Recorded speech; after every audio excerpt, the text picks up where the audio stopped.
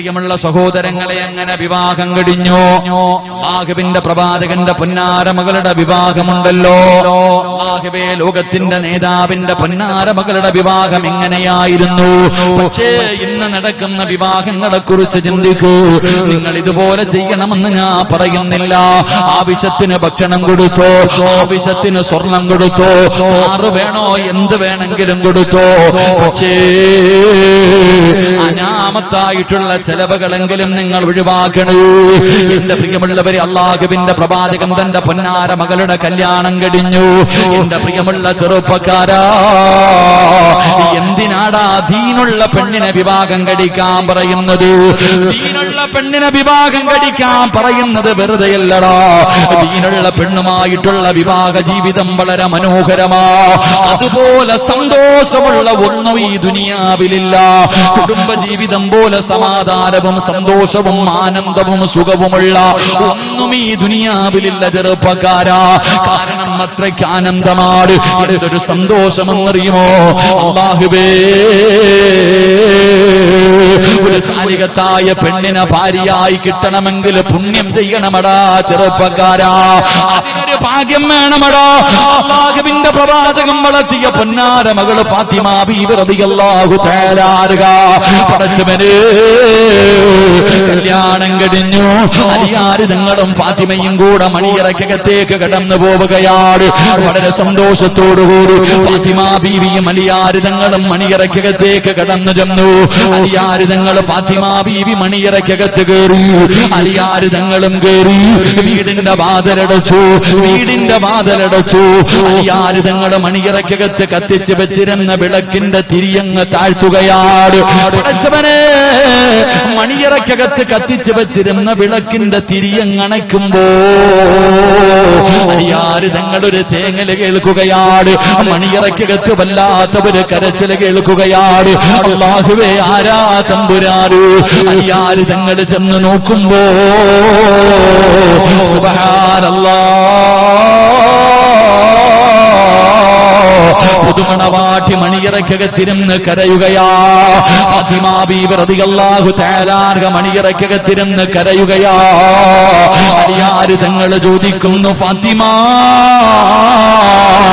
എന്നെ ഇഷ്ടമായില്ലേ ഫാത്തിമ? എന്നെ ഇഷ്ടമായില്ലേ ഫാത്തിമ?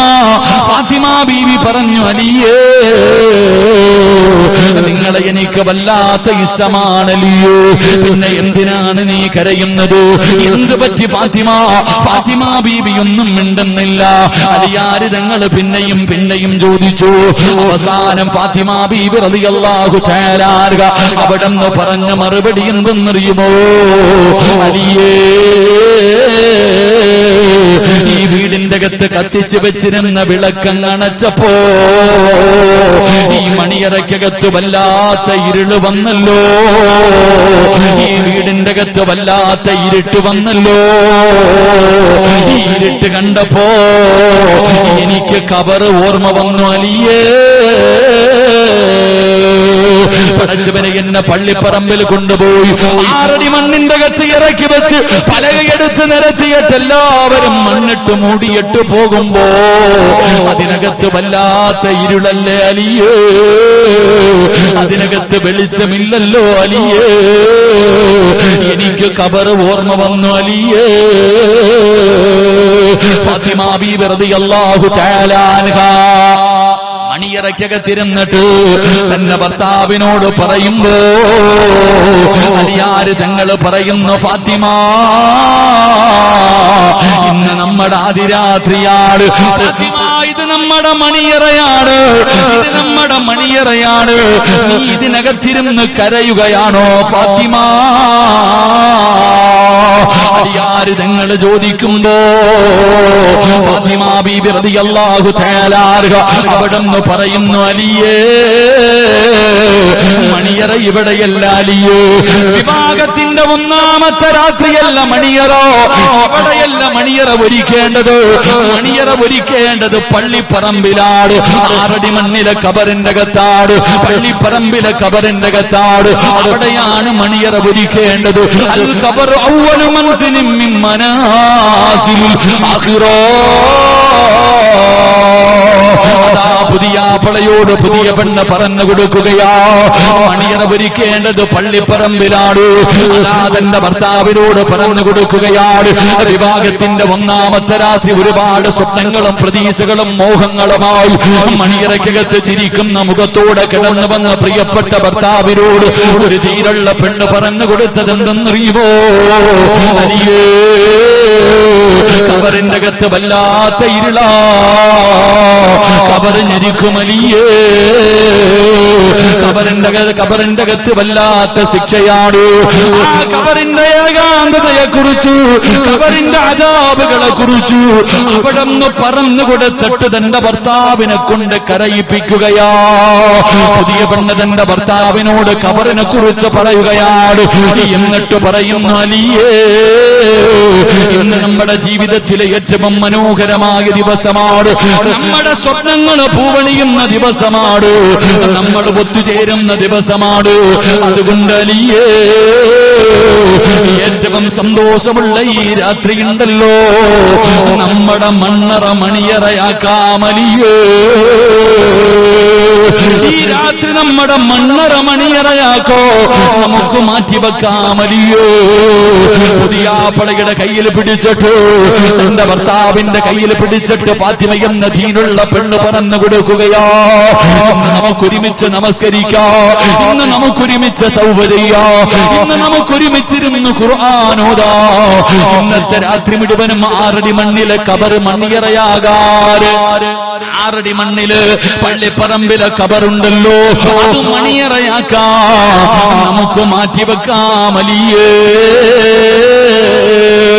ഫാത്തിമ ബീവി പറഞ്ഞു കൊടുക്കുകയാ, എന്റെ പ്രിയമുള്ള ചെറുപ്പക്കാരാ, ദീനുള്ള പെണ്ണിനെ വിവാഹം കഴിച്ചാൽ എടാ വിവാഹത്തിന്റെ ആർഭാടങ്ങളും ആഘോഷങ്ങളുമെല്ലാം കഴിഞ്ഞു, അവസാനം മണിയറയ്ക്കകത്ത് കടന്നു ചെല്ലുമ്പോ ദീനുള്ള പെണ്ണാണെങ്കിൽ ഭർത്താവിന്റെ കയ്യിൽ പിടിച്ചിട്ട് പറയുന്നു,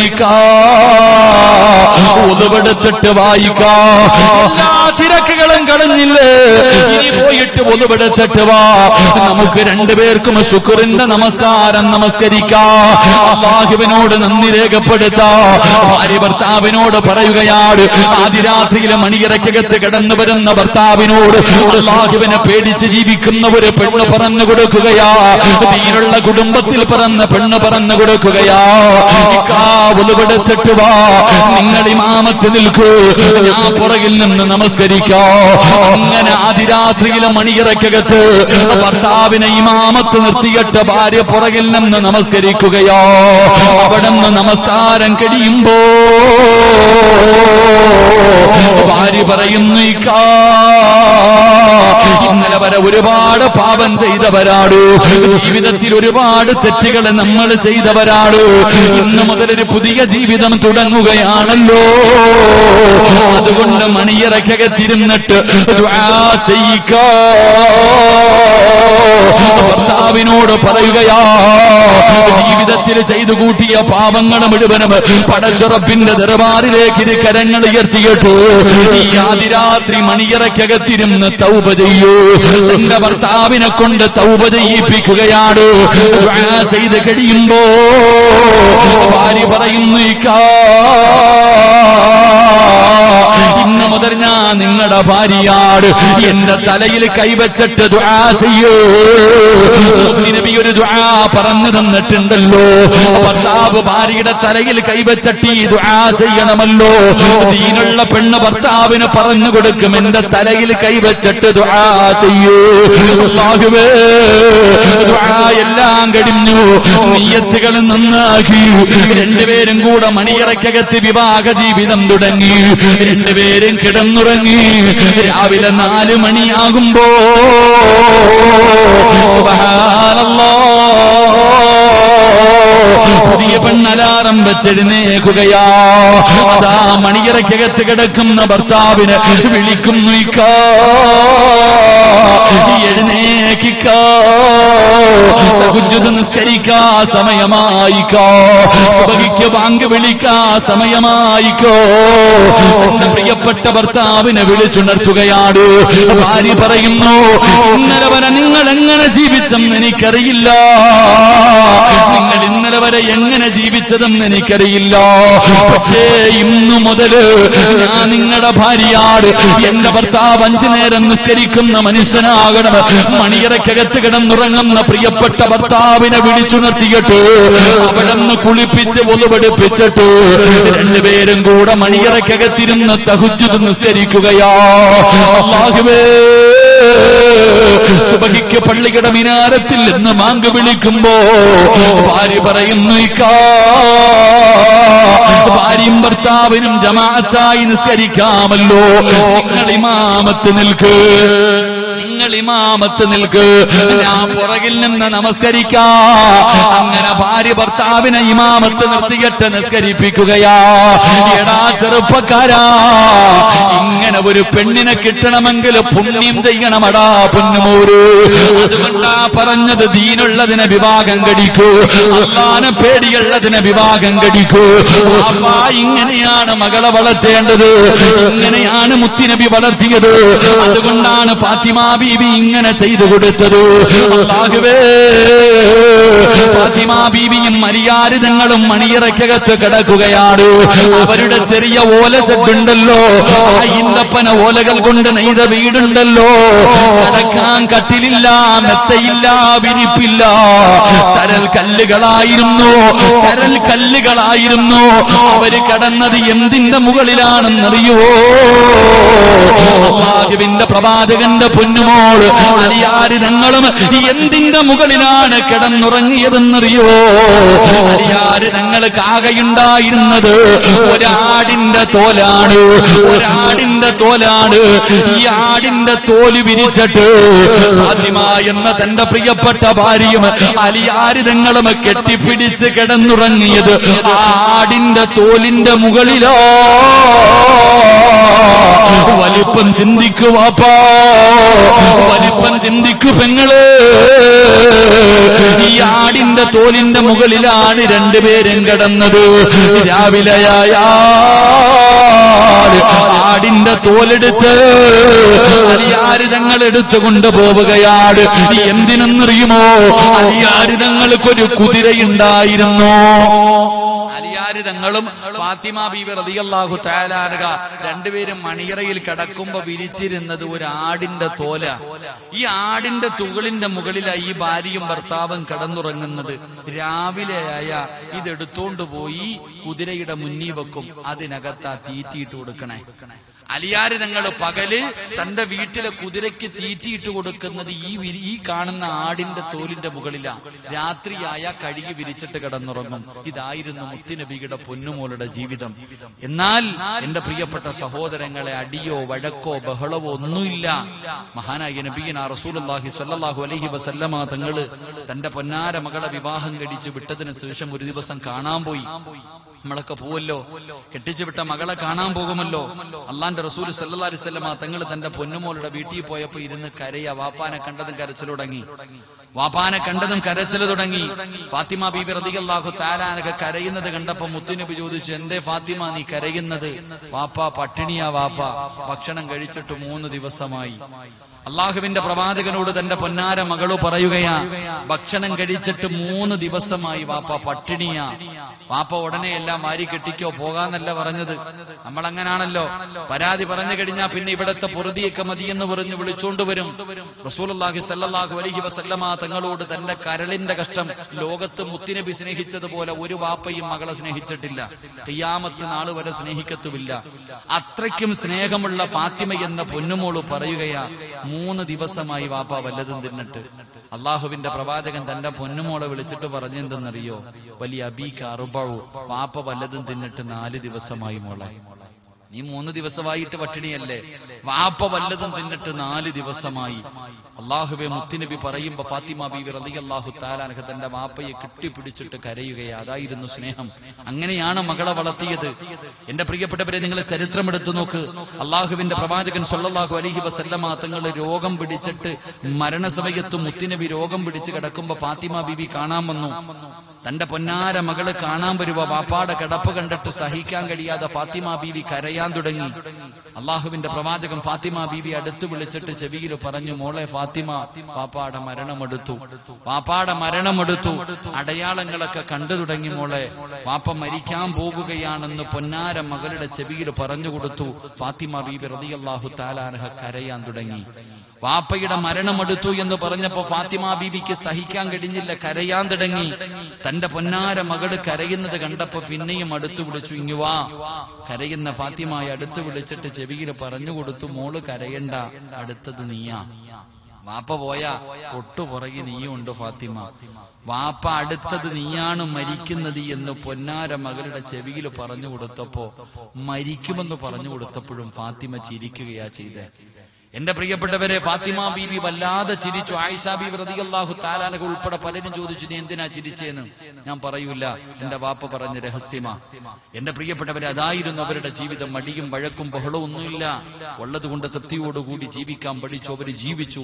അവസാനം മരിക്കുന്നതിന്റെ തലേ ദിവസം എന്റെ പ്രിയപ്പെട്ടവരെ, ഫാത്തിമ ബീവി റളിയല്ലാഹു തആല അൻഹ അലിയാർ തങ്ങളുടെ കയ്യിൽ പിടിച്ചിട്ട് പൊരുത്തം ചോദിച്ചു. അലിയാർ തങ്ങളുടെ കയ്യിൽ പിടിച്ചു പൊരുത്തം ചോദിച്ചു. എന്നിട്ട് അലിയാർ തങ്ങളോട് ഫാത്തിമ ബീബി റളിയല്ലാഹു തആല അൻഹ പറഞ്ഞു കൊടുത്തു, അലിയെ, ഞാൻ മരിച്ച എന്റെ മയ്യത്ത് പകല് കൊണ്ടുപോയി കബറടക്കരുത്, എന്നെ രാത്രിയിലെ കബറടക്കാവൂ. കേക്കടാ ചെറുപ്പക്കാരാ, ഒരു ദീനുള്ള പെണ്ണിനെ ഇത് പറയാൻ കഴിയത്തുള്ളൂ. അങ്ങനെയുള്ള പെണ്ണിനെ വേണം നീ വിവാഹം കഴിക്കാൻ. അലിയാർ തങ്ങളോട് തന്റെ ഭാര്യ പറഞ്ഞു കൊടുക്കുകയാ, എന്നെ രാത്രി കബറടക്കിയാ മതി, പകല് കബറടക്കണ്ട. അതെന്തേ ഫാത്തിമ നീ അങ്ങനെ പറഞ്ഞു? അലിയേ, എന്റെ ശരീരം നിങ്ങളല്ലാതെ ഇന്ന് വരെ ആരും കണ്ടിട്ടില്ല. എന്റെ ശരീരം നിങ്ങളല്ലാതെ ഇന്ന് വരെ ഒരൊറ്റ അന്യപുരുഷനും കണ്ടിട്ടില്ല. എന്നെ പകലാണ് കബറടക്കുന്നതെങ്കിൽ എന്റെ മയ്യത്ത് പൊതിയുന്നതും എന്റെ മയ്യത്ത് ചുമക്കുന്നതും എന്റെ മയ്യത്ത് കബറിൽ ഇറക്കി വെക്കുന്നതും അന്യപുരുഷന്മാരാ. 3 കഷ്ടം വെള്ള തുണിയിൽ പൊതിഞ്ഞ് എന്റെ ജനാസ ചുമന്നുകൊണ്ട് പോകുമ്പോ, എന്റെ ജനാസ കബറിൽ ഇറക്കി വെക്കുമ്പോ അന്യപുരുഷന്മാരെന്റെ ശരീരത്തിന്റെ വടിവ് കാണുമല്ലോ, അതുപോലും എനിക്കിഷ്ടമല്ല അലിയെ. അതാടാ ദീനുള്ള പെണ്ണ്. അതാ ചെറുപ്പക്കാരാ ദീനുള്ള പെണ്ണ്. അള്ളാഹുവിന്റെ പ്രവാചകൻ തന്റെ പൊന്നുമകളെ വളർത്തിയത് അങ്ങനെ. മയ്യത്ത് പൊതിഞ്ഞു കൊണ്ടുപോകുന്ന സമയത്ത് പോലും ഒരാൾ എന്റെ ശരീരത്തിന്റെ വടിവ് കാണാൻ ഞാൻ ഇഷ്ടപ്പെടുന്നില്ല.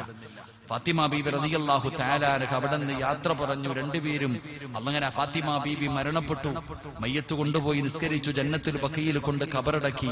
അല്ലാഹുവേ, അലിയാർ തങ്ങൾ എല്ലാവരും പിരിഞ്ഞുപോയി തന്റെ വീട്ടിലേക്ക് കടന്നു വന്നു. അലിയാർ തങ്ങൾക്ക് കിടന്നിട്ട് ഉറക്കം വരുന്നില്ല.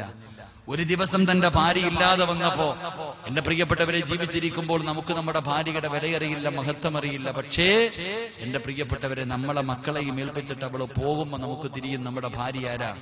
അലിയാർ തങ്ങൾ 1ാമത്തെ രാത്രി വീടിന്റെ അകത്ത് വന്ന് കിടന്നിട്ട് ഉറക്കം വരുന്നില്ല. ഫാത്തിമ ബീവി ഇല്ലാത്തത് കാരണം സഹിക്കാൻ കഴിയുന്നില്ല.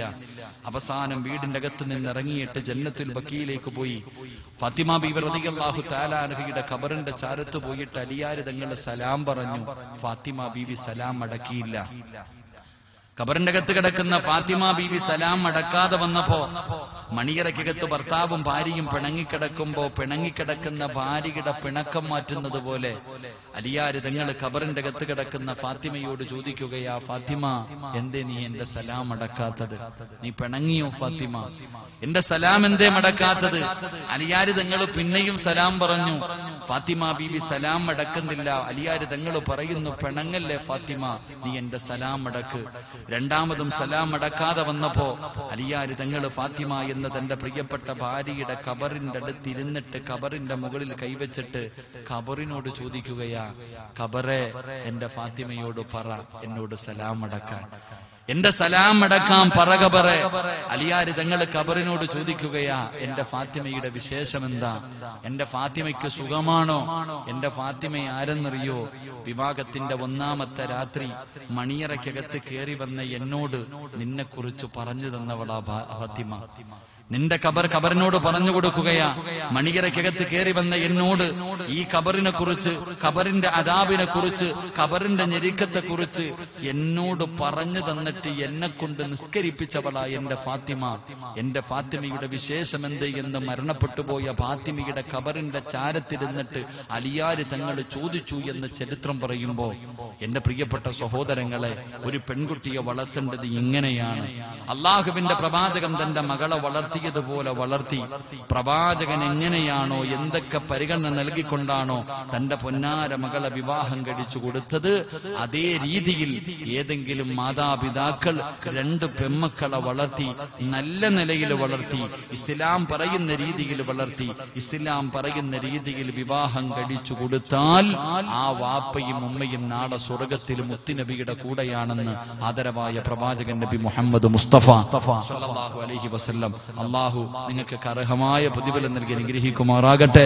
രണ്ട് പെൺമക്കളെ നല്ല നിലയിൽ വിവാഹം കഴിച്ചുവിട്ട എല്ലാ മാതാപിതാക്കൾക്കും അള്ളാഹു ആ പ്രതിഫലം നൽകി അനുഗ്രഹിക്കുമാറാകട്ടെ. പെൺമക്കളുള്ള മാതാപിതാക്കൾക്ക് ഈ പറഞ്ഞ രീതിയിൽ അവരെ വളർത്തി വിവാഹം കഴിപ്പിച്ചു കൊടുക്കാൻ അള്ളാഹു നിങ്ങൾക്ക് ഭാഗ്യം നൽകി അനുഗ്രഹിക്കുമാറാകട്ടെ. പെൺമക്കളില്ലാത്ത പാവപ്പെട്ട ഞങ്ങളെ പോലുള്ളവർക്ക് അള്ളാഹു നല്ല സാലിഹത്തായ, കണ്ണിന് കുളിർമയുള്ള നല്ല പെൺമക്കൾ അള്ളാഹു നമുക്ക് എല്ലാവർക്കും നൽകി അനുഗ്രഹിക്കുമാറാകട്ടെ. അള്ളാഹു നൽകി അനുഗ്രഹിക്കുമാറാകട്ടെ. അള്ളാഹു നമുക്ക് നൽകി അനുഗ്രഹിക്കുമാറാകട്ടെ. അതുകൊണ്ട് എന്റെ പ്രിയമുള്ള സഹോദരങ്ങളെ, നാളെ മുത്തുനബിയുടെ കൂടെ കയ്യിപ്പിടിച്ച് സ്വർഗത്തിൽ പോകുന്ന ഒന്നാമത്തെ വിഭാഗം അവരാണ്. അള്ളാഹു ആ കൂട്ടത്തിൽ നമ്മളെ എല്ലാവരെയും ഉൾപ്പെടുത്തി അനുഗ്രഹിക്കുമാറാകട്ടെ. സമയം 11:50. ഞാൻ പറഞ്ഞ സമയം കഴിഞ്ഞു, നിങ്ങൾ പറഞ്ഞ സമയം അടുത്തു. അതുകൊണ്ട് ഇൻഷാ അല്ലാഹ് വളരെ സന്തോഷം. അൽഹംദുലില്ലാ, ഇങ്ങനെ ഒരു സദസ്സിൽ വരാനും നിങ്ങളെ കാണാനും, എന്റെ പ്രിയപ്പെട്ടവരെ, പറഞ്ഞ വാക്ക് കുറച്ചെങ്കിലും പാലിക്കാൻ കഴിഞ്ഞു. അതിൽ വളരെ സന്തോഷം. അല്ലാഹു സുബ്ഹാനഹു വ തആല നമ്മുടെ ഈ ഒരുമിച്ച് കൂടൽ അല്ലാഹു സ്വീകരിക്കുമാറാകട്ടെ. അൽഹംദുലില്ലാ, ഇവരൊക്കെ ഒരുപാട് നന്മ, ഒരുപാട് കാര്യങ്ങൾ. കഴിഞ്ഞ വർഷമാണെന്ന് തോന്നുന്നു ഒരു ആംബുലൻസ്. അൽഹംദുലില്ലാ, ഞാൻ ആദ്യം വരുമ്പോ ഈ പള്ളിയുടെ പണിയുമായിട്ടാണ് ആദ്യം വഴുതു വെച്ചെന്ന് സങ്കല്പിക്കുന്നു, ഇല്ലേ, ഫ്രണ്ടിലെ പള്ളി. അത് കഴിഞ്ഞ് അൽഹംദുലില്ലാ ഒരു ആംബുലൻസ് അത് വാങ്ങി. ചെറിയ ബുദ്ധിമുട്ടുകളൊക്കെ ഉണ്ടെങ്കിൽ അൽഹംദുലില്ലാ അവരൊന്നും വേറെ ഒന്നും ആഗ്രഹിക്കുന്നില്ല. അള്ളാഹുവിന്റെ തൃപ്തിയല്ലാതെ വേറൊന്നുമില്ല. അവർക്ക് പടച്ചവന്റെ തൃപ്തി മതി. അത് തന്നെയാണ് അവർ ആഗ്രഹിക്കുന്നത്. ഒരു ആംബുലൻസ് വാങ്ങി. പിന്നെ അൽഹംദുലില്ലാ രോഗം പിടിച്ചു കിടക്കുന്ന ഒരുപാട് പാവങ്ങൾക്ക് ഓരോ രീതിയിലുള്ള സഹായങ്ങൾ ഇങ്ങനെ ചെയ്തുകൊണ്ടിരിക്കുന്നു. രോഗികൾക്ക് മരുന്ന് വാങ്ങാൻ, അതുപോലെ തന്നെ ഭക്ഷണങ്ങൾ, മറ്റുള്ള ആവശ്യങ്ങൾ, ഓരോ കാരുണ്യ പ്രവർത്തനങ്ങൾ അൽഹംദുലില്ലാ അവർ നടത്തിക്കൊണ്ടിരിക്കുന്നുണ്ട്. നന്മ അല്ലാഹു സുബ്ഹാനഹു വ തആല അവരുടെ എല്ലാ പ്രവർത്തനങ്ങളും അല്ലാഹു സ്വീകരിക്കുമാറാകട്ടെ. അല്ലാഹു ആരൊക്കെ അതിലേക്ക് സഹായിക്കുന്നു, സഹകരിക്കുന്നു, ഈ നന്മയ്ക്ക് ആരൊക്കെ കൂട്ടുനിൽക്കുന്നു, അല്ലാഹു അവരുടെ ദുനിയാവും ആഖിറവും അല്ലാഹു വെളിച്ചത്തിലാക്കി കൊടുക്കുമാറാകട്ടെ. അല്ലാഹു എല്ലാവർക്കും അർഹമായ പ്രതിഫലം നൽകി അനുഗ്രഹിക്കുമാറാകട്ടെ. അപ്പൊ ഇൻഷാ അല്ലാഹ് ദുആ ചെയ്തൂടെ? ദുആ ചെയ്തൂടെ? ദുആ ചെയ്തൂടെ? ഇൻഷാ അല്ലാഹ് ഒരു എഴുന്നേറ്റ്, എല്ലാവരും എഴുന്നേറ്റ് ഇൻഷാ അല്ലാഹ്. എന്തെങ്കിലും ഇവര് ചെലവ് നടത്തണം. ഇൻഷാ അല്ലാഹ് എല്ലാവരും വരും, ദുആ ചെയ്യാം. ഇൻഷാ അല്ലാഹ് എന്നിട്ട് വാ ചങ്ങായിമാരെ, ദുആ ചെയ്യാം. വാ, അല്ലേ നിങ്ങൾ ഉസ്താദാ ദുആ ചെയ്യേണ്ടതിരുന്നു. ഇൻഷാ അല്ലാഹ് എല്ലാരും വരും ഇൻഷാ അല്ലാഹ്. അടുത്ത് നിൽക്കുപ്പാ, എത്ര നാളെ നിൽക്കാൻ പറ്റുക? ജയിലൊക്കെ ഉണ്ടാക്കിക്കൊണ്ടിരിക്കുകയല്ലേ. വാ, നമുക്ക് പോയി കിടക്കാനുള്ള ജയിലുകളൊക്കെ ഇങ്ങനെ ഉണ്ടായിക്കൊണ്ടിരിക്കുക. നമ്മുടെ ഇന്ത്യയുടെ പ്രധാനമന്ത്രി പറയുന്നത് അങ്ങനെ ഒന്നും ഇല്ല എന്ന്, പക്ഷെ ഉണ്ടെന്നുള്ളത് ഇന്ന് തെളിഞ്ഞിരിക്കുക. അപ്പൊ മുസ്ലിം ഉമ്മത്തൊക്കെ വല്ലാത്ത പേടിയില്ല. ഉസ്താദെ, ഇവര് നമ്മളെ ഭയപ്പെടുത്തുന്നത് എന്ത്? ഇവര് പറയണ ഈ ജയിലിന്റെ റൂമിന്റെ അകത്ത്, ചെറിയ റൂമിന്റെ അകത്ത് ഒരുപാട് പേരെ കൊണ്ടിടൂന്നൊക്കെ പറഞ്ഞാൽ പേടിപ്പിക്കണം.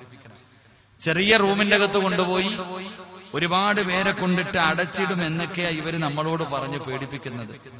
എന്നാൽ ഈ പൊട്ടന്മാർക്ക് അറിയത്തില്ലല്ലോ, സ്വന്തം ബാപ്പാടെ കബർ മയ്യത്ത് കൊണ്ട് പള്ളിപ്പറമ്പിലെ കുഴിക്കകത്താ കുഴിച്ചിട്ടെന്ന് അവർക്കറിയില്ലല്ലോ. നമ്മുടെ വാപ്പാടെ മയ്യത്ത്, നമ്മുടെ ഉമ്മാടെ മയ്യത്ത്, നമ്മളൊക്കെ എത്രയോ പേരെ പള്ളിപ്പറമ്പിൽ കൊണ്ടുപോയിട്ട് ഒരു 6 അടി മണ്ണിന്റെ കുഴിക്കകത്ത് ഇറക്കിയിടുക. ഈ കബറിനകത്ത് പോയി കിടക്കേണ്ട നമ്മളോടാ ചെറിയ ജയിലിൽ പോയി കിടക്കണ കഥയൊക്കെ പറഞ്ഞു തരുന്നത്. അല്ലാഹു ആലം. അല്ലാഹു നമ്മുടെ മണ്ണർ അല്ലാഹു മണിയറയാക്കി തരുമാറാകട്ടെ. അല്ലാഹു നമ്മുടെ മണ്ണർ അല്ലാഹു മണിയറയാക്കി തരുമാറാകട്ടെ. അതുകൊണ്ട് എന്റെ പ്രിയമുള്ള സഹോദരങ്ങൾ, അൽഹംദുലില്ലാ എല്ലാവരും ഇൻഷാ അല്ലാഹ് നാളെയും വഅദുണ്ട്, മറ്റന്നാളും വഅദുണ്ട്. 2 ബക്കറ്റ് കലശം കളഞ്ഞില്ലേ? കഴിഞ്ഞോ? ബക്കറ്റ് കലശം കഴിഞ്ഞോ?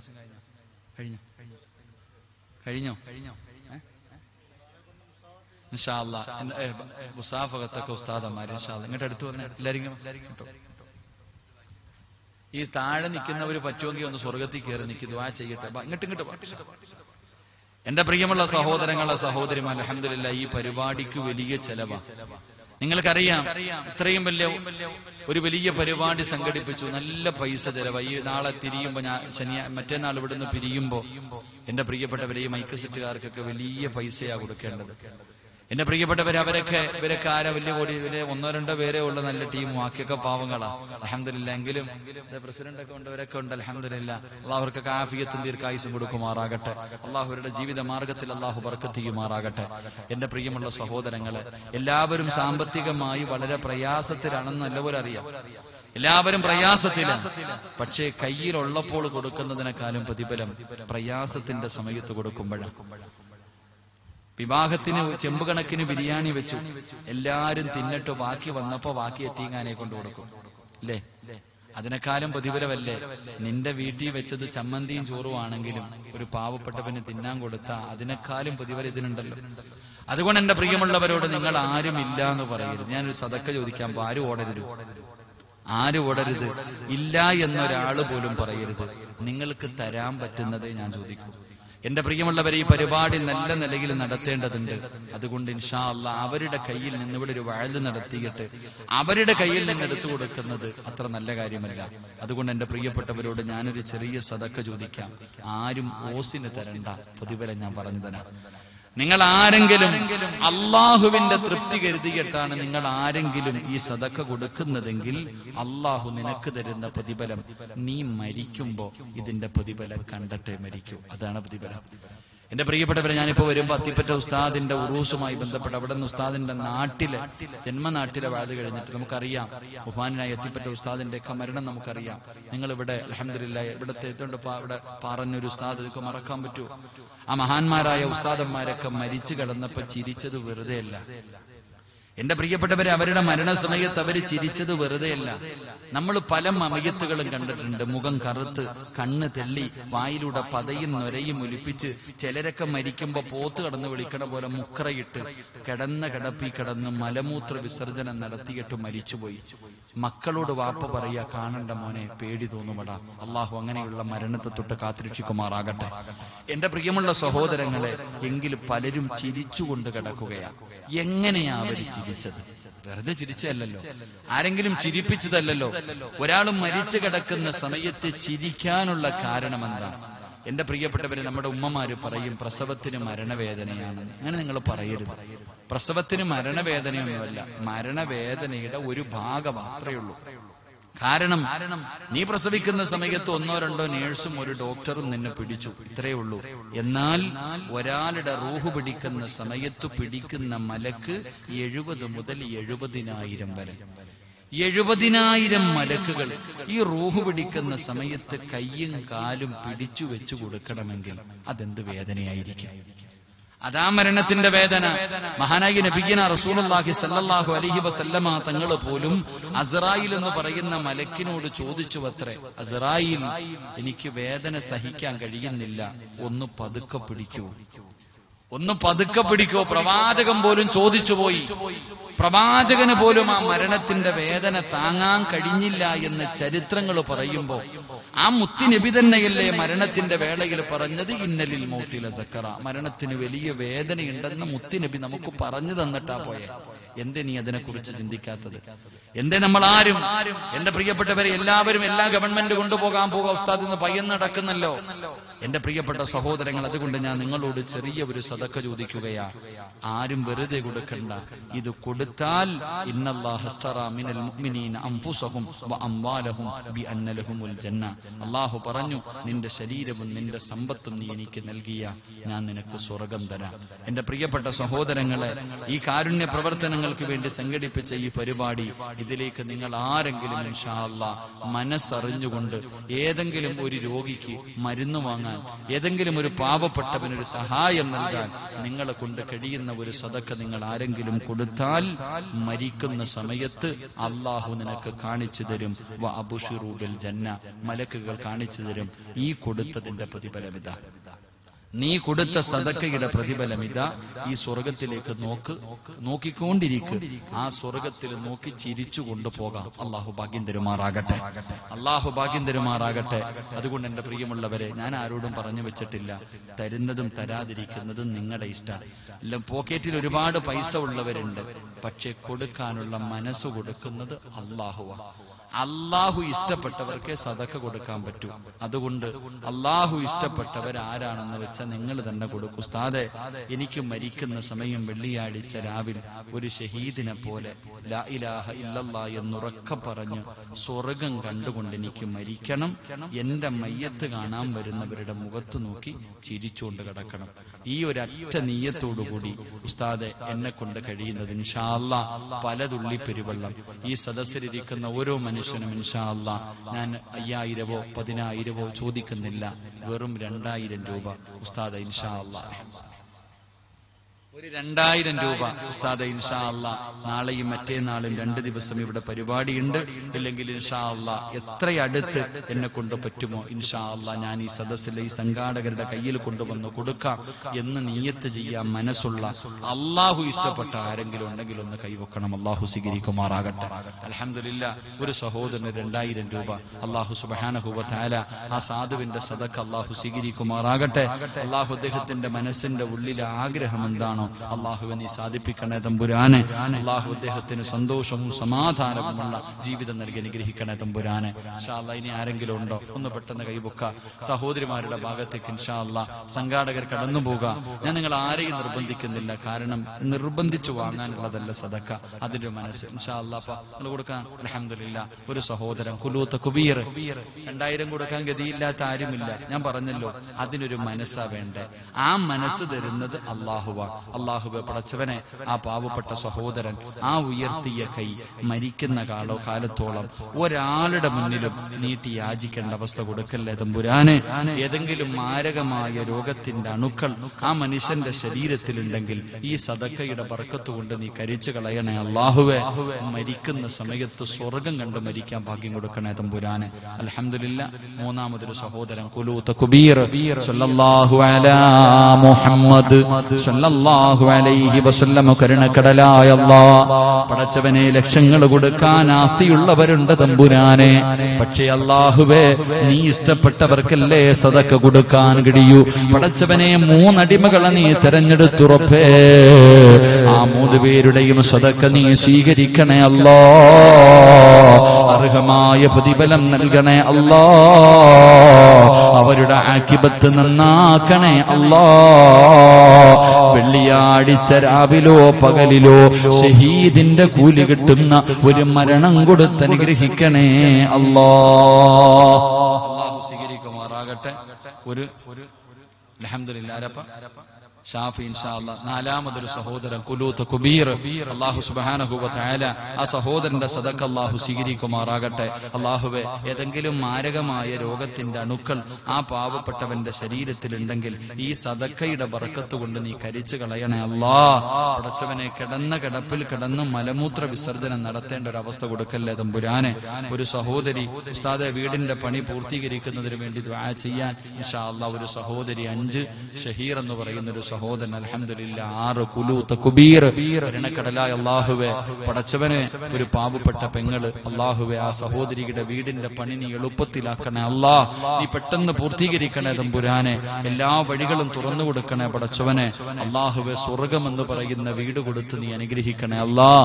ഷഹീർ എന്ന സഹോദരൻ പടച്ചവനെ മനസ്സിന്റെ ഉള്ളിൽ എന്തോ ഒരു ആഗ്രഹമുണ്ട്, നീ സാധിപ്പിച്ചു കൊടുക്കണേ അല്ലാഹ്. 8ാമത് ആരിഫ് എന്ന സഹോദരൻ അൽഹംദുലില്ലാഹ് അല്ലാഹു അനുഗ്രഹിക്കുമാറാകട്ടെ. അല്ലാഹു ആരിഫ് എന്ന സഹോദരന് അർഹമായ പ്രതിഫലം നൽകുമാറാകട്ടെ. അല്ലാഹു അദ്ദേഹത്തിന്റെ ആഖിബത്ത് അല്ലാഹു നന്നാക്കി കൊടുക്കുമാറാകട്ടെ. അപ്പൊ ഇൻഷാ അല്ലാഹ് 8 പേരായി. ഇൻഷാ അല്ലാഹ് ഇനി ആരെങ്കിലും ഉണ്ടോ? 10 പേരാണെങ്കിൽ വളരെ സന്തോഷം. ഇൻഷാ അല്ലാഹ് ആരെങ്കിലും സഹോദരിമാരുടെ ഭാഗത്തേക്ക് ഇൻഷാ അല്ലാഹ് ബഹുമാനായ ഈ ഉസ്താദ് എന്നെ ദുആ ചെയ്യും.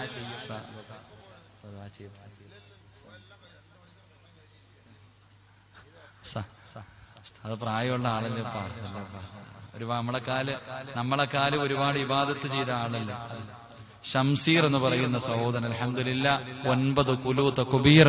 അല്ലാഹു ആ സഹോദരന്റെ സദഖ സ്വീകരിക്കണേ അല്ലാഹ്. കരുണക്കടലായ പടച്ചവനെ, അല്ലാഹുവേ പടച്ചവനെ, സാലിഹത്തായ ഇണയാക്കണേ റഹ്മാനെ. കണ്ണിന് കുളിർമയുള്ള മക്കളെ നൽകണേ പടച്ചവനെ. മരിക്കുന്നതിന് മുമ്പ് പരിശുദ്ധമായ കഅബാലയത്തിൽ ചെന്ന് ഹജ്ജ് ചെയ്യാൻ, ഉംറ ചെയ്യാൻ, സിയാറത്ത് ചെയ്യാൻ ആ സാധുവിനെ നീ പാക്കിയും കൊടുക്കണേ തമ്പുരാനെ. അല്ലാഹു സ്വീകരിക്കുമാറാകട്ടെ. പ്രത്യേകം ദുആ ചെയ്യാൻ ഒരു സഹോദരി ഉമ്മയുടെ പരലോക ഗുണത്തിന് വേണ്ടി ദുആ ചെയ്യാൻ, പ്രത്യേകം ദുആ ചെയ്യാൻ, ഉപ്പയുടെ പരലോക ഗുണത്തിന് വേണ്ടി ദുആ ചെയ്യാൻ, വീടിന്റെ പണി പൂർത്തീകരിക്കാൻ, അതുപോലെ തന്നെ ഒരു സഹോദരി ദുആ ചെയ്യുന്നതിന് വേണ്ടി, അതുപോലെ തന്നെ പാത്തൂട്ടി എന്ന മാതാപിതാക്കളുടെ പരലോക ഗുണത്തിന് വേണ്ടി ദുആ ചെയ്യാൻ 10ാമതൊരു സഹോദരി. അള്ളാഹു അനുഗ്രഹിക്കുമാറാകട്ടെ. സിദ്ദീഖ് എന്ന ഒരു സഹോദരൻ അൽഹംദുലില്ലാഹ് അള്ളാഹു അവർക്ക് അർഹമായ പ്രതിഫലം നൽകി അനുഗ്രഹിക്കുമാറാകട്ടെ. അള്ളാഹു അവരുടെ ആഗ്രഹങ്ങൾ അള്ളാഹു സാധിപ്പിച്ചു കൊടുക്കുമാറാകട്ടെ. അള്ളാഹു അവരുടെ ആഖിബത്ത് അള്ളാഹു നന്നാക്കി കൊടുക്കുമാറാകട്ടെ. ഇൻഷാ അല്ലാഹ്. അപ്പൊ ഇൻഷാ അല്ലാഹ് ദുആ ചെയ്യാം. ഇൻഷാ അല്ലാഹ് എന്റെ പ്രിയപ്പെട്ട സഹോദരിമാരുടെ കയ്യിൽ സംഘാടകർ ഒരു കവർ നൽകിയിട്ടുണ്ട്. നാളെ വരുമ്പോ, നാളെയും മറ്റന്നാളും 2 ദിവസമുണ്ട്. നിങ്ങൾ എല്ലാവരും വരുമ്പോ നിങ്ങളുടെ മനസ്സിലെ നിയത്തുകൾ എഴുതിയിട്ടൊരു 313 രൂപ. ബദരീങ്ങൾ ഒരിക്കലും നിങ്ങളെ കൈവിടൂല. ബദരീങ്ങളെ ഇഷ്ടപ്പെടുന്നവരാ, സ്നേഹിക്കുന്നവരാ. ഇൻഷാ അല്ലാഹ് ഒരു 313 രൂപ അതിനകത്ത് വെച്ചിട്ട് നിങ്ങളുടെ ആഗ്രഹങ്ങൾ എഴുതിയിട്ട് ഇൻഷാ അല്ലാഹ് അസ്റഫുക്കൊക്കെ സംഘാടകർ ഇവിടെ ഉണ്ടാകും. വന്ന ഉടനെ അവരുടെ കയ്യിൽ കൊടുക്കണം. എന്നിട്ട് ഉസ്താദന്മാരെ കൊണ്ട് നിങ്ങൾ ദുആ ചെയ്യിപ്പിക്കണം. ഒരാളും അതിൽ തടസ്സമില്ലാതെ 313 രൂപ. എന്റെ പ്രിയപ്പെട്ടവരെ, എത്രയോ റീചാർജ് ചെയ്ത് കളയുന്നു.